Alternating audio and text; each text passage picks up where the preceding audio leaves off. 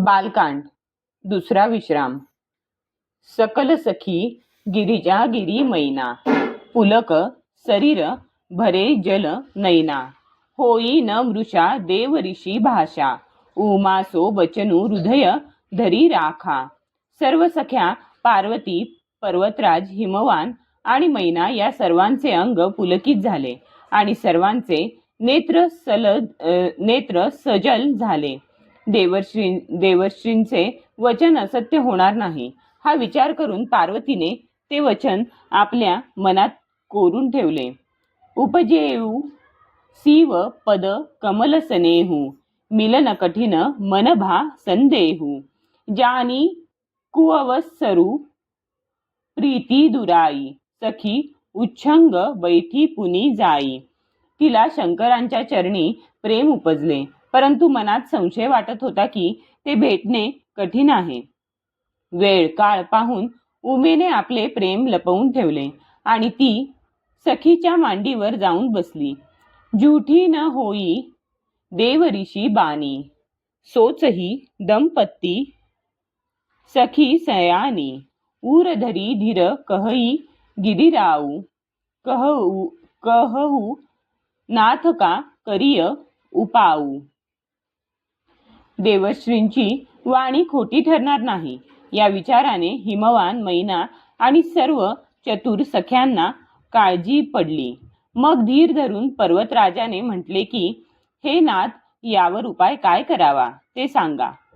दो कह मुनीस हिमवंत सुनू जो विधी, लिखा लीलार. देव दनुज नर नागमुनी कोऊ न मेट निहार.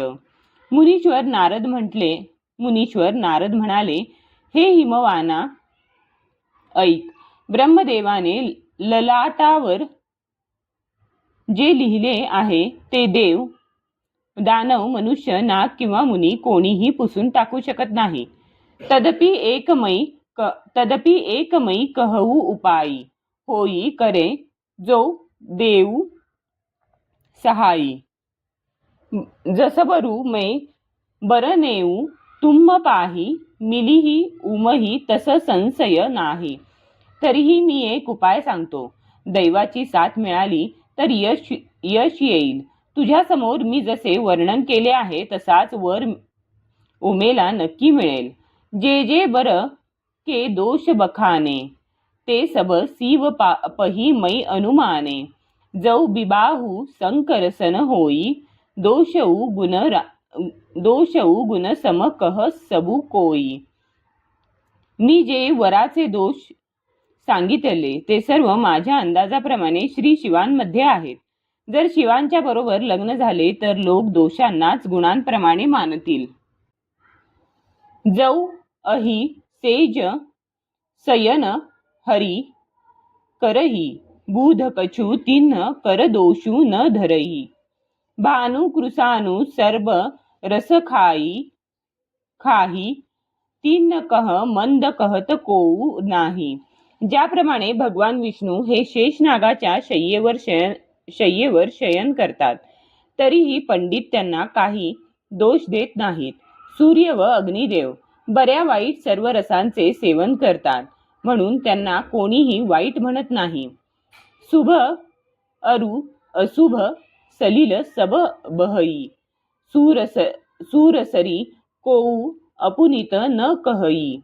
समरथ कहू नहीं दोषू गोसाई, रबी पावक सुरसरी की नाई.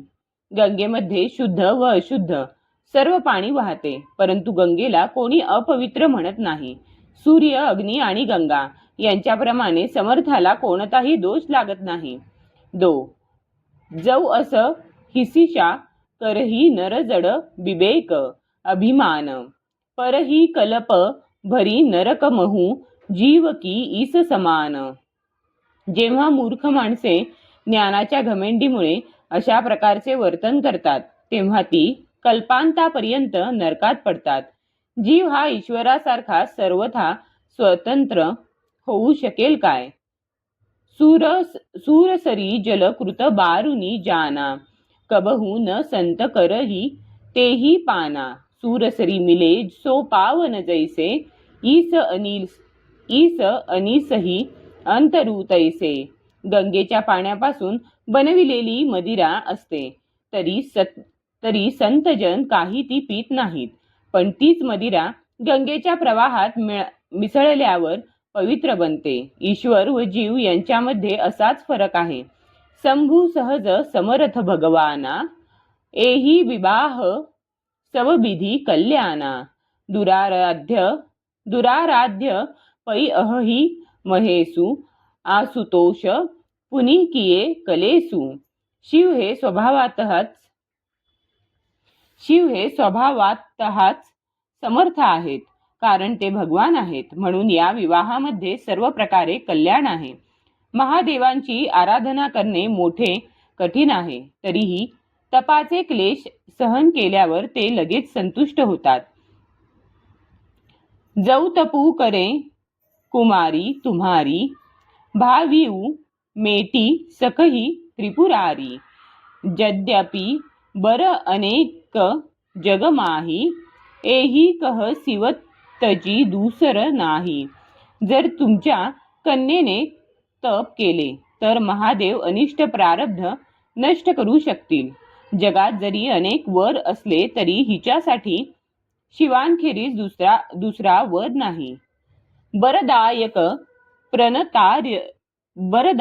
प्रणतारती भंजन, कृपा सिंधू सेवक मन रंजन. इच्छित फल विनु शिव अवराधे, लह्य न कोटी जोग जप साधे. शिव हे वरदान देणारे, शरणागतांची दुःखे नाहीशी करणारे, कृपासागर आणि सेवकांचे मन प्रसन्न करणारे आहेत. शिवांची आराधना केल्याविना कोट्यवधी योग आणि जप करूनही इच्छित फल मिळत नाही. असं कही नारद सुमिरी, हरी गिरिजही दिन्ही असीस. होईही यह कल्याण अवसंशय, तजहु गिरीस.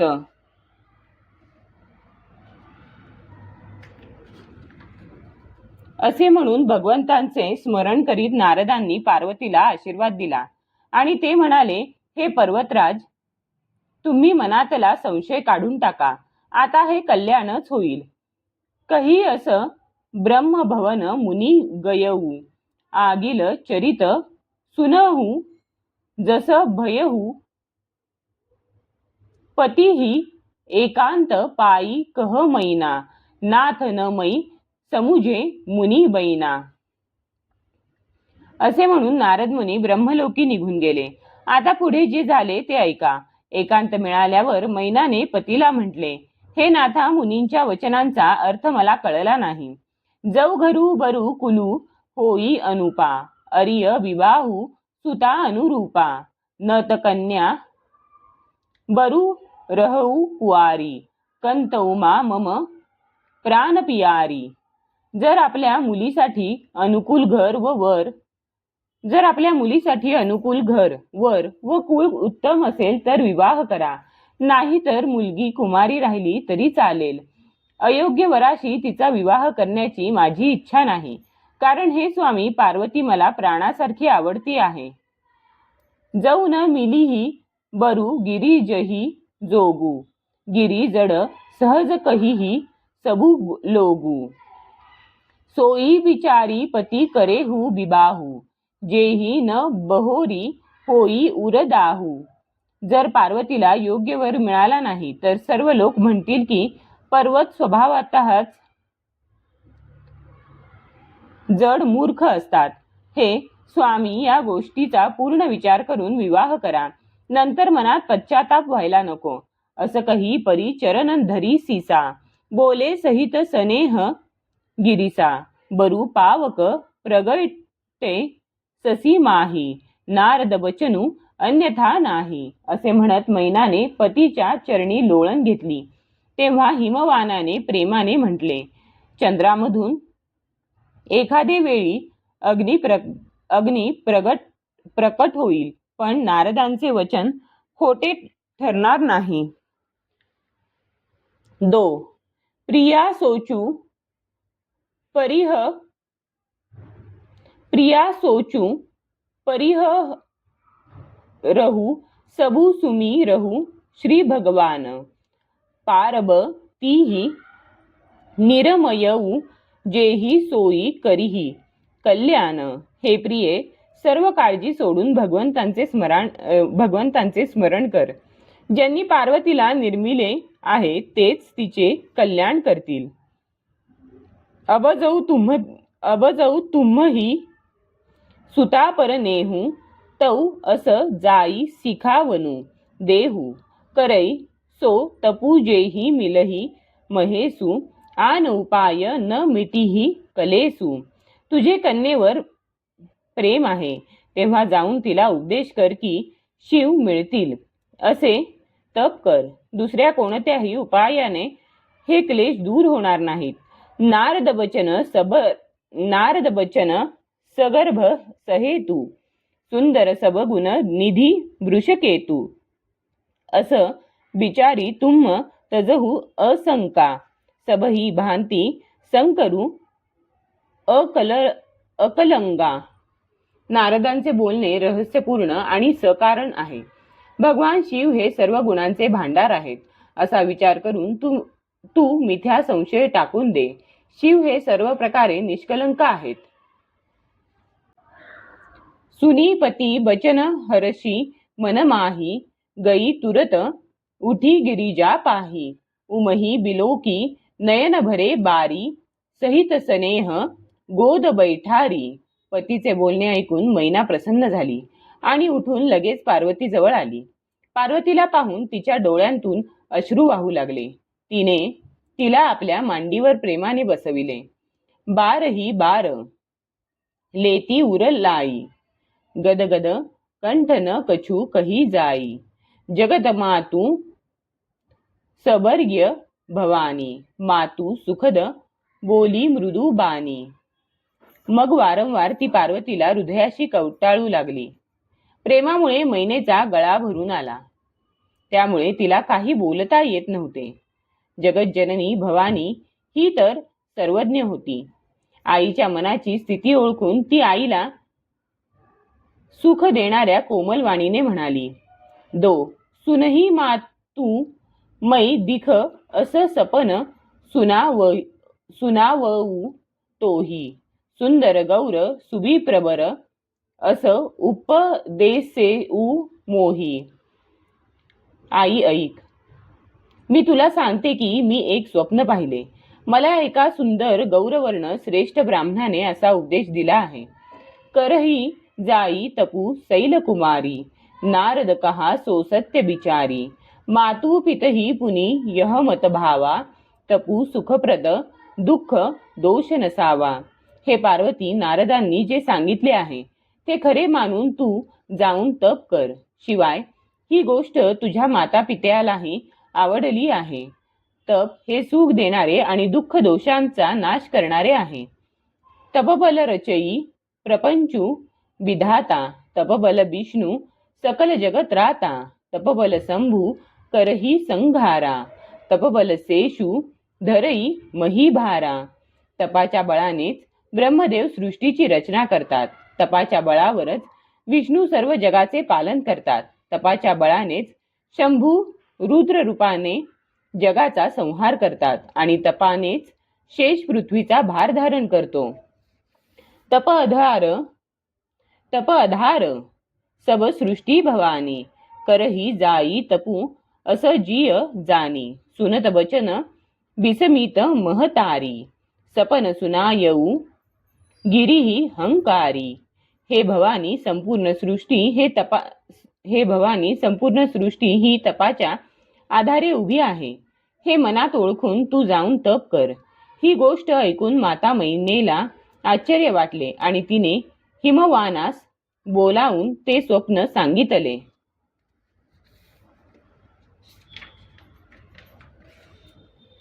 मातू पितही बहुविधी समुझाई, चली उमात तपहित हरशाई. प्रिय परिवार पिता अरु माता, भये बिकल मुख आवन बाता.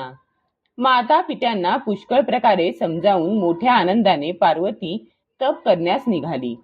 प्रिय कुटुंबीय पिता आणि माता सर्व व्याकुळ झाले.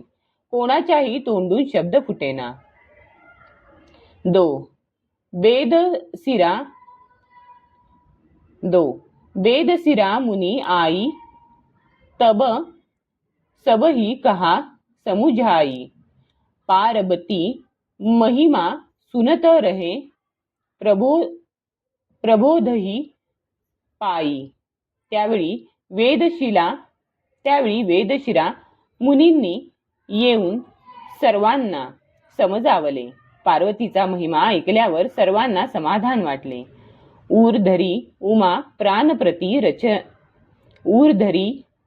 प्राणपती चरणा, जाई बिपिन लागी तपू करना.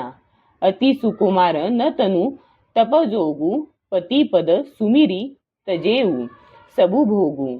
पार्वती प्राणप्रिय पतीचे चरण हृदयामध्ये धारण करून वनामध्ये जाऊन तप करू लागली. पार्वतीचे अत्यंत सुकुमार शरीर तपासाठी योग्य नव्हे, तरीही पतीच्या चरणांचे स्मरण करीत तिने सर्व भोग सोडून दिले. नीत नव चरण उपज अनुरागा, बिसरी देह तपही मनू लागा. संबत सहस मूल फल खाये, सागू खाई सत बरश गवाये. तिच्या मनात पतीच्या चरणी नित्य नवे प्रेम उपजू लागले आणि तपामध्ये तिचे मन असे गुंतले की ती देहभान विसरून गेली. 1000 वर्षे तिने कंदमुळे व फळे खाल्ली आणि नंतर 100 वर्षे तिने भाजीपाला खाऊन घालविली. कछु दिन भोजनू बारी बतासा, किये कठीण कछु दिन उपबासा. बेलपाती मही परई सुखाई, तिनी सहस संबत सोई खाई. काही दिवस तिने जल आणि वायूचे सेवन केले. नंतर काही दिवस कठोर उपवास केला. बेलाची पाने सुकून जी जमिनीवर पडत तिने 3000 वर्षे भक्षण केली. पुनी परिहरे सुखानेऊ परना, उमही नामू तब भयऊ अपरना. देखी उमही तप खिन शरीरा, ब्रह्मगिरा भई गगन गभीरा. नंतर सुकलेली पाने सुद्धा खाणे तिने सोडून दिली. त्यामुळे पार्वतीचे नाव अपर्णा पडले. तपामुळे उमेचे शरीर क्षीण झाल्याचे पाहून आकाशातून गंभीर ब्रह्मवाणी झाली. भयऊ मनोरथ सुफल तव सुनू गिरिराजकुमारी, परिहरू दुसह कलेस सब अब मिलिहही त्रिपुरारी. हे पर्वतराज कुमारी, ऐक, तुझे मनोरथ पूर्ण झाले. आता तू सर्व कठीण तपाचे क्लेश सोडून दे. आता तुला शिव भेटतील. अस तपू काहू न किन्न भवानी, भये अनेक धीर मुनी ज्ञानी. अबऊर धरऊ ब्रह्म बर बानी, सत्य सदा संतत सुची जानी. हे भवानी, धैर्यवान मुनी आणि ज्ञानी पुष्कळ होऊन गेले, परंतु असे कठोर तप कुणी केले नाही. आता तू या श्रेष्ठ ब्रह्मदेवाची वाणी सदा सत्य व निरंतर पवित्र मानून आपल्या मनात बाळग. आवई पिता बोलावन जबही, हट परिहरी घर जाएहू तबही. मिलही तुम्ही जब सप्त ऋषीसा, जानेहू तब प्रमाण बागीसा. जेव्हा तुझे वडील तुला बोलवायला येतील तेव्हा हट्ट सोडून घरी जा. जेव्हा तुला सप्तर्षी भेटतील तेव्हा ही वाणी खरी समज. सुनत गिरा बिधी गगन बखानी, पुलक गात गिरिजा हर्षानी. उमा चरित सुंदरमयी गावा, सुनहू शंभू करचरित सुहावा. आकाशातून सांगितली गेलेली ही ब्रह्मदेवांची वाणी ऐकून पार्वती प्रसन्न झाली आणि हर्षामुळे तिचे शरीर रोमांचित झाले. याज्ञवल्क्य मुनी भारद्वाज मुनींना म्हणाले की मी पार्वतीचे सुंदर चरित्र ऐकविले. आता श्री शिवांचे सुंदर चरित्र ऐका. जब ते सती जाई तनु त्यागा, तब ते शिव मन भयऊ बिरागा. जपही सदा रघुनायक रामा. जब ते सती जाई तनु त्यागा, तब ते सीव मन भयऊ बिरागा, जपही सदा रघुनायक नामा, जह तह सुनही राम गुण ग्रामा. तेव्हा जेव्हा सतीने दक्षाच्या यज्ञात जाऊन शरीर त्याग केला, तेव्हापासून श्री शिवांच्या मनात वैराग्य उत्पन्न झाले होते. ते नेहमी श्रीरामांचे नाम जपू लागले आणि जिकडे तिकडे जाऊन श्रीरामांच्या गुणांच्या कथा श्रवण करू लागले.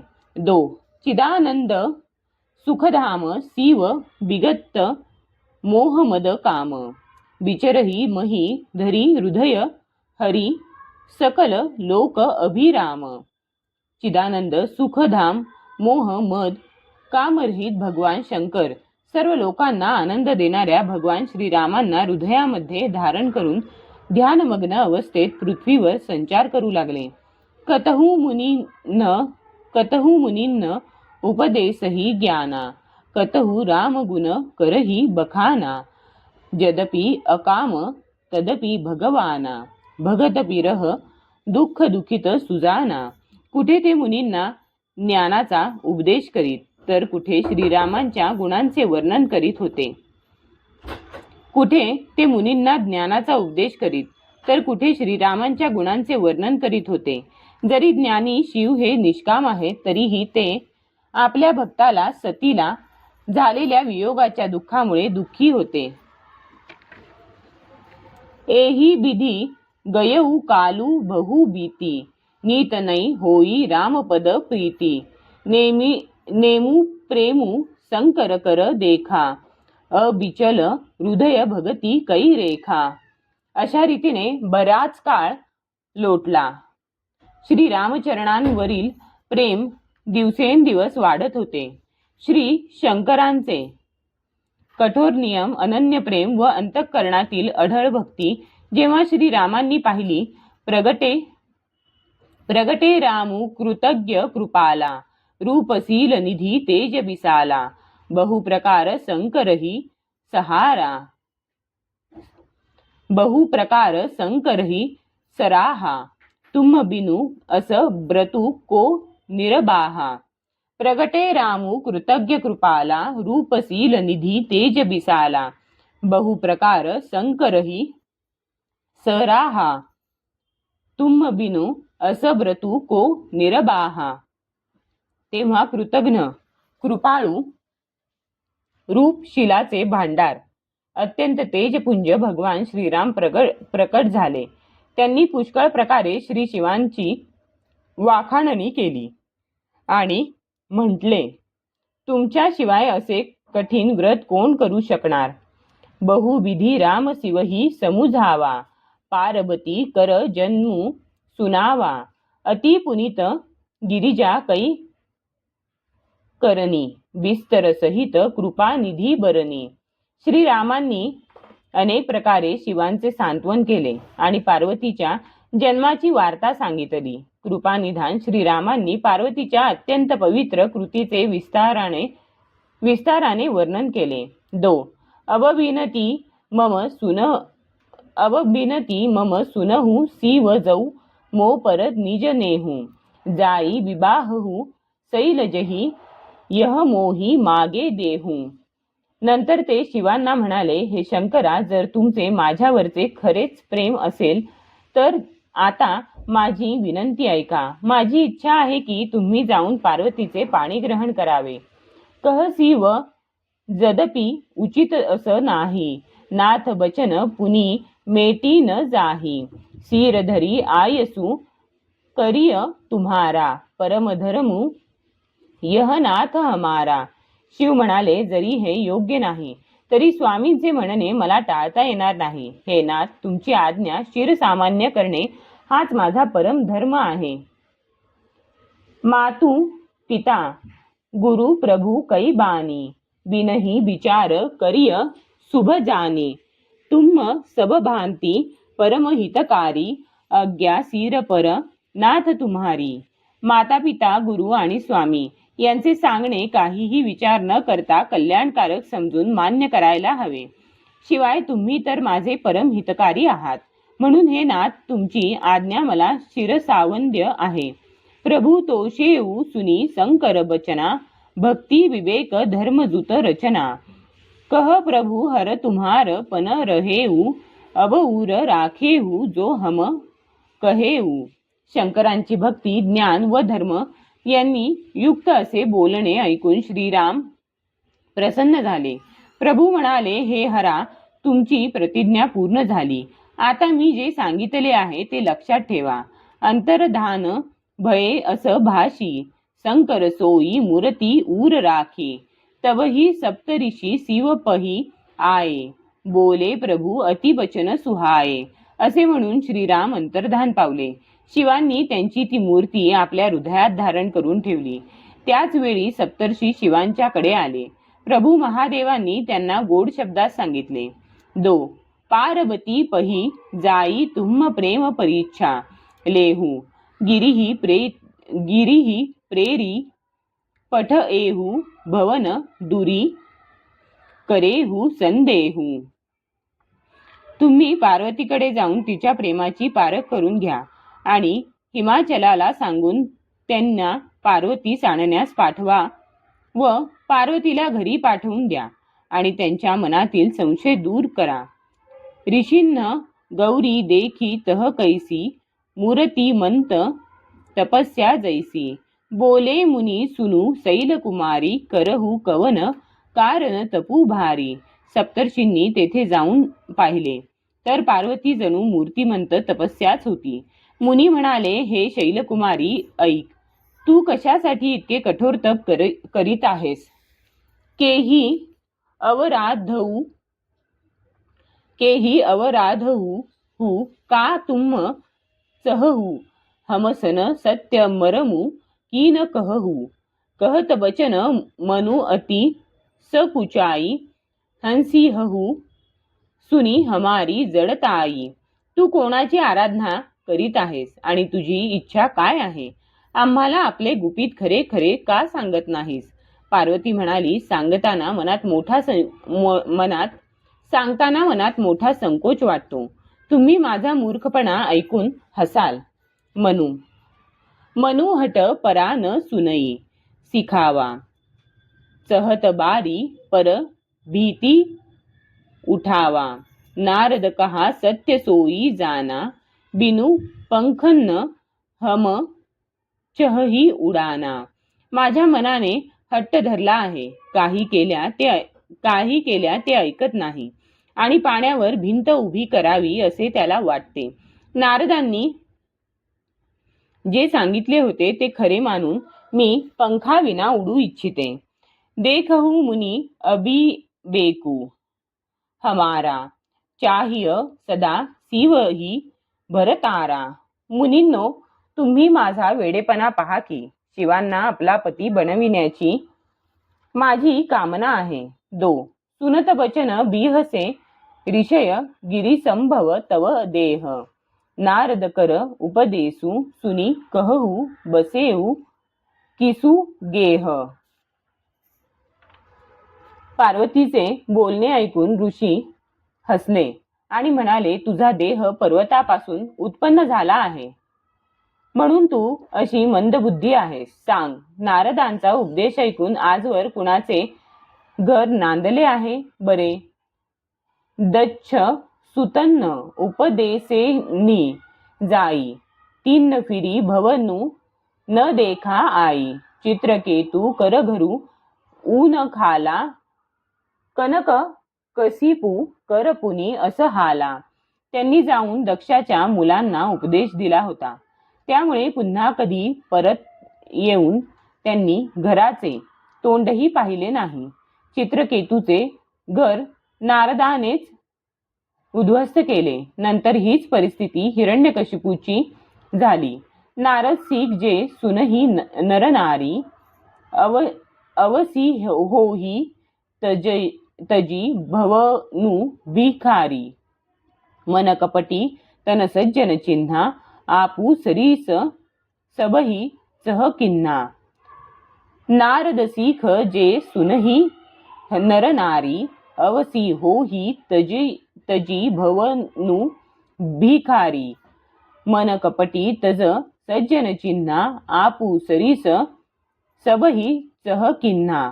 जे स्त्री पुरुष नारदांचे म्हणणे ऐकतात ते घरदार सोडून नक्कीच भिकारी होतात.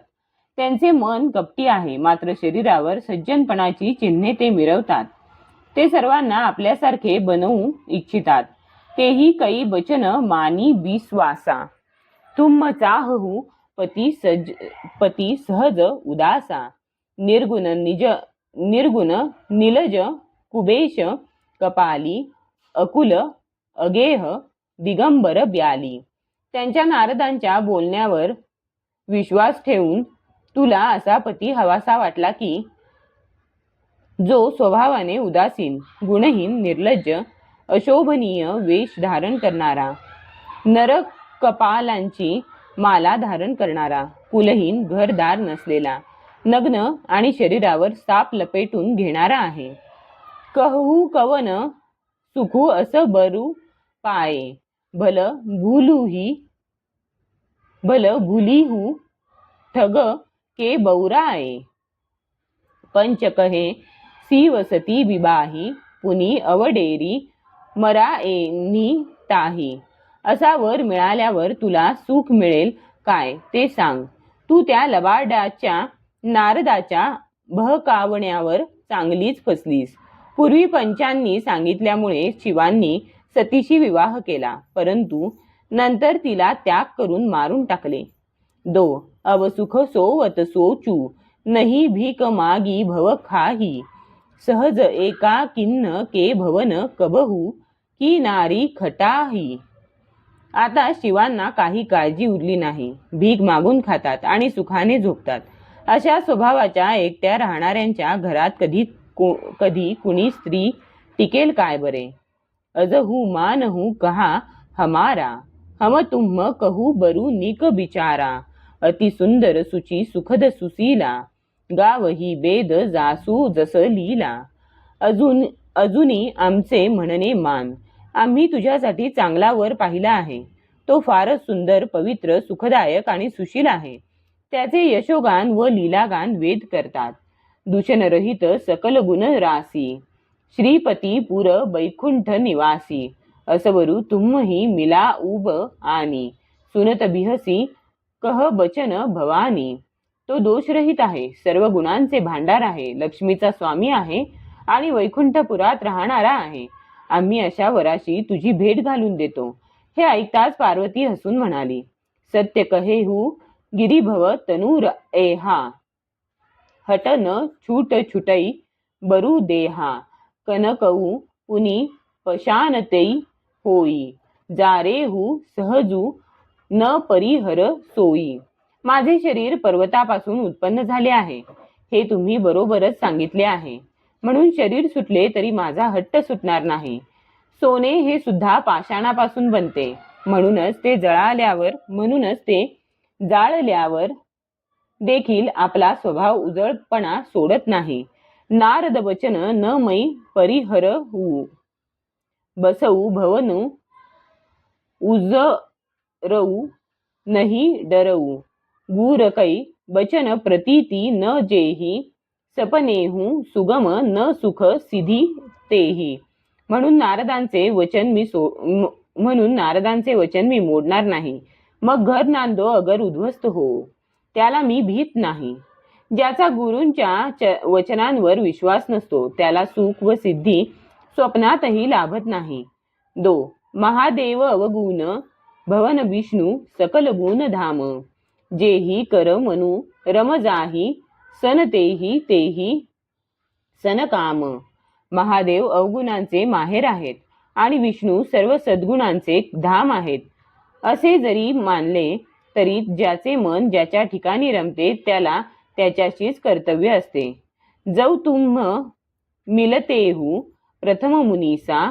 सुनतीऊ सीख तुम्हारी धरी सीसा. अवमयी जन्मू संभू हितहारा. को गुणदूषण करई बिचारा. हे मुनीश्वरांनो, तुम्ही जर मला पूर्वी भेटला असता तर मी तुमचा उपदेश कदाचित शिरोधार्य मानला असता, परंतु आता मी आपला जन्म शिवांना अर्पण केलेला आहे. मग गुण दोषांचा विचार कोण करणार. जौ तुम्हरे हट हृदय बिसेशी, रही न जाई बिनु किये बरेशी, तौ कौतुकी अन्न आलसू नाही, बरकन्या अनेक जग माही. जर तुमचा फारच हट्ट असेल आणि विवाहाविषयी बोलण्याविना तुम्हाला चैन पडत नसेल, तर जगात वर व कन्या पुष्कळ आहेत. गंमत करणाऱ्यांना आळस नसतो, म्हणून ही गंमत आणखी कुठेतरी जाऊन करा. जन्म कोटी लगी रगर हमारी, बरऊ संभू न त रहू कुआरी, तजऊ न नारद कर उपदेसू, आपू कहई सतबार महेसू. वरायचे तर श्री शिवांनाच वरीन, हाच माझा कोट्यवधी जन्मांपर्यंत आग्रह राहील, नाहीतर मी कुमारीच राहीन. स्वतः शिवांनी 100 वेळा जरी मला सांगितले तरी मी नारदांचा उपदेश सोडून देणार नाही.